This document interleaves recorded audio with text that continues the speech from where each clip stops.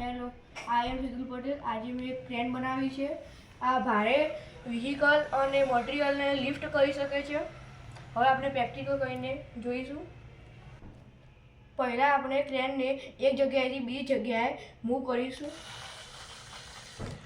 આપ જોઈ શકો છો કે આ રીતે મૂવ થાય છે. આગળના ટાયર પણ ટર્નિંગ થાય છે. હવે મટીરિયલ લિફ્ટ કરવા માટે આ ક્રેનને આપણને જે બાજુ મૂવ કર્યું હોય તે બાજુ થઈ શકે છે. અહીંથી હૂક આવે અને માલ સામાનને ભરાઈ, ભારે માલ સામાનને પણ ભરાઈ આપણે લિફ્ટ કરી શકીએ છીએ.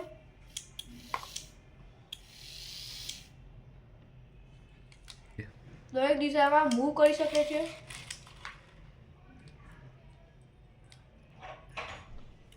બરાબર છે. આ વિડિયો